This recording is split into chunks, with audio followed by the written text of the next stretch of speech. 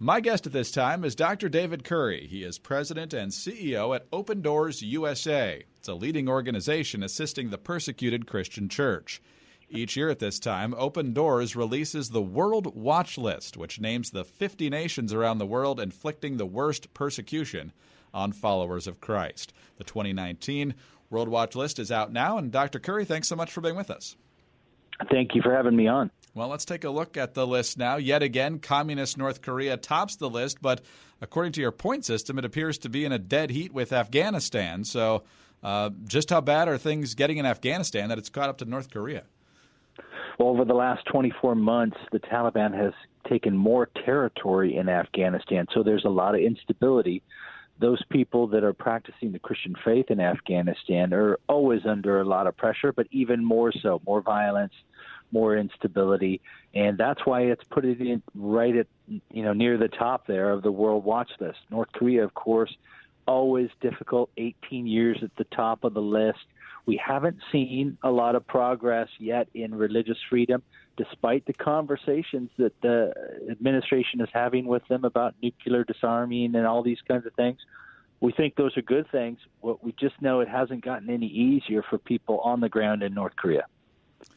Get a little more specific on either of these places or both. What's it like for a Christian with an increasingly successful Taliban gobbling up more territory and so forth? And what's it like for a Christian in North Korea when that government's getting more friendly with the United States, but that's not translating to religious freedom at all?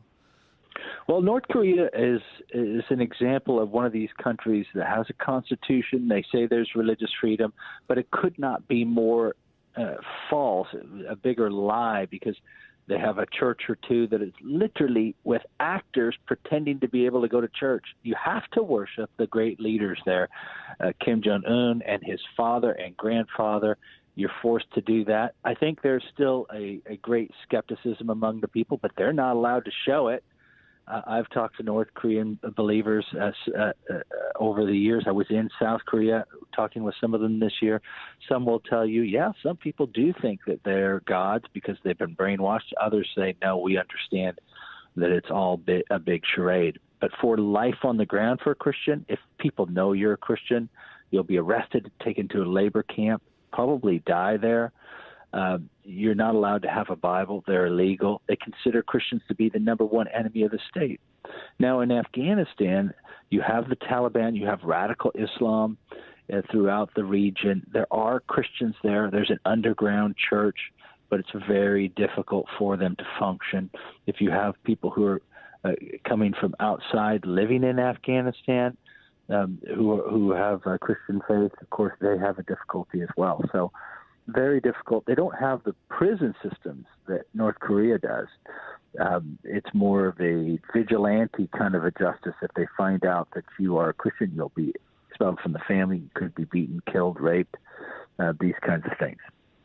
We're talking with Dr. David Curry, president and CEO at Open Doors USA, and we're talking about North Korea, so let's talk about communist states just a little bit longer here, namely a current one in China, which jumped from 43 to 27, and I'm guessing that might have something to do with Xi Jinping clamping down even more there and talking about the supremacy of the state. And Russia, a former officially communist state, and some would say heading in that direction again, was not on the list last year, and now it's at number 41. What's going on with those downgrades? Well, you're right. China is the big story. China and Vietnam really are the big stories on the World Watch List. China at number 27. He has the president there, Xi Jinping, has consolidated power. He shifted the monitoring of religious expression over to the Communist Church. The communists are greatly concerned because there's over 100 million Christians, and there's not that many members of the Communist Party. So they're trying to co-opt the Christian movements. They're Catholic and Protestant. And they're doing it in some really scary ways, one of which is the use of technology, facial recognition, closed-circuit television within church sanctuaries. They shut down a church, Zion Church in Beijing, in September of 2018 because they refused to put cameras on their pulpit to watch and monitor their congregation. This kind of thing is becoming more and more prevalent, and we're concerned that sanctuaries are not going to, churches are not going to be sacred places. The government's going to be watching. We know they're banning all the children from coming in, nobody under the age of 18. We had a church, and a very well-known pastor, Wang Yi, was arrested in December 10th, because he had said, we're not going to let you touch our theology. It's going to be about the teachings of Jesus. So the Communist Party shut him down. China is going to rise on the list as long as they're trying to do this. This could be the greatest shift that we've seen in a long time. And Russia? Yeah, Russia is on the list for a couple of reasons. It was down at 54, just outside the top 50 last year. They have some rules that they've implemented, that they've passed to control and monitor religious expression outside of the Orthodox Church, evangelical churches, Baptists, and the whole mix. We're not sure exactly how they're going to be implemented. It's been a bit uneven. We hear things could be loosened, restrictions loosened, but really fundamentally, the reason why they jumped up the list is because they do have issues with Islamic extremism in the Caucasus, the Russian Federation, Dagestan, and some of these others, where there have been attacks on churches and believers killed for their faith because of Islamic extremism in those regions. So that's what's driving the leap there in Russia. You mentioned Islamic extremism. That's 8 of the top 10. There's one communist and one Hindu. We'll get to India in just a little bit, but no surprise of some of the others that are in that top 10, from Somalia to Pakistan to Eritrea and so forth. In some cases, it's the government that cracks down on any Christians, and certainly for those who would convert from Islam, and sometimes it's the radical groups in those countries. For those where the government is the one doing most of the repression here, what is it exactly that they fear so much that Christians are persecuted to such a great extent, and they're even willing to kill their own people if they shift from Islam to Christianity? Well, you're mentioning Eritrea, Sudan, or Pakistan. The ideology is what it's all about for them. They see Christians as apostates, as infidels.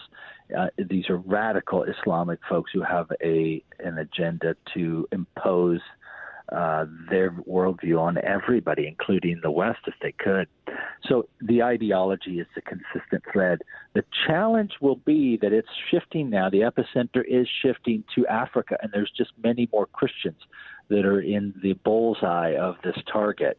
So you look at Nigeria, which is not in the top 10, but is one of the more violent places as far as number of people killed, over 3,700 Christians killed for their faith in the north of Nigeria. But in these countries in the top 10 list, as you mentioned, it's the ideology of hate that wants to impose their religious view on others and will use any means to do so. And when they control the means of government, that's not a good thing.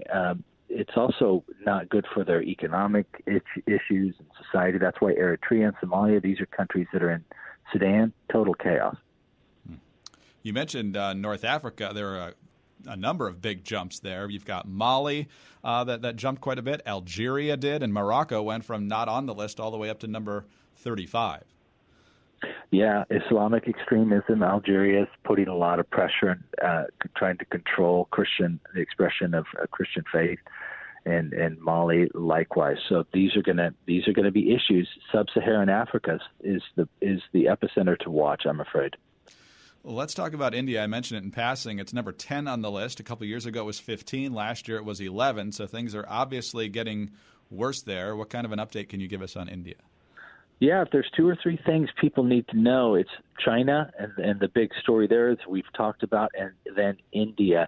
India is really contrary to everything we used to believe about them, peaceful, these kinds of things. Not at all. The government has a radical Hindu agenda. They're attacking Christians, hundreds of cases of violence against Christians and churches in that country, and there's a lot of Christians there. They are good citizens, but it runs contrary to the government, the BJP party's nationalistic Hindu agenda, where they say you're not an Indian unless you're Hindu. So they're pushing out these really quality citizens, pressuring them, persecuting them. There's some really tragic stories. Even Mother Teresa and her organization, which remains after her passing, dedicated to serving the poorest of the poor, and yet it's under attack. It's being monitored all the time. They'd like to push her out as they pushed out Compassion International. So you're going to see more problems in India. I would love to see the business community in America, Amazon, Google, all these people that want to get access to that big population. Look at their corporate charters. What does it mean that we're doing so much business with India when they have such a horrible human rights pattern here over the last 6 years? Very disturbing trend there, especially considering the numbers that exist in India. Another thing that I know that Open Doors USA is looking carefully at, we talked about it last year, we're going to talk about it again this year, and that's how Christian women in particular are perhaps the most persecuted on earth. Explain. Yeah, they are the most exploited people group on earth because they're doubly vulnerable. They have all the vulnerabilities of females in Islamic cultures and some of these other cultures, and then they're Christians. So when we have gone deeper into the data, we find the number one pressure against Christian women is forced marriage. That's a total anathema to us here in the West, but it's happening all the time. Abductions, forced marriage to Islamic extremists. These kinds of things are in record numbers, and some of that is because of the spread of Sharia law in the north of Africa and Nigeria and these places. But it's a very worrisome trend. We're talking with Dr. David Curry, President and CEO at Open Doors USA. A lot of very concerning spots we've talked about. David, what bright spots can you tell us about? I think Bahrain is a bright spot. It's right there next to just across the bridge from Saudi Arabia, but they've done a lot of work to try to improve human rights there. The royal family, the government has been making steps to include Christians and other religious minorities, and we're seeing a big improvement. And it's great. They've dropped off of the top 50. It's not perfect, but there's progress being made there. Likewise in Egypt. Egypt's a real mix, but we do see the government making some progress. You still have radical Islamic elements, especially in the south, the upper Egypt area. You'll see attacks, unfortunately, all too regular, but they're making an effort to include Christians at the highest levels, and let's see what happens. It could be some progress that could be made there. Yeah, in a very important part of the world too. So that would be very encouraging if there could be some overflow into some of their neighbors as a result of that as well. Absolutely, it's influential in that part of the world now. And finally, as we say every year, the list is out. What do you encourage individual Christians, families, churches, government officials to do with this information? Well, I would love for people to be praying through the list if they're people of faith.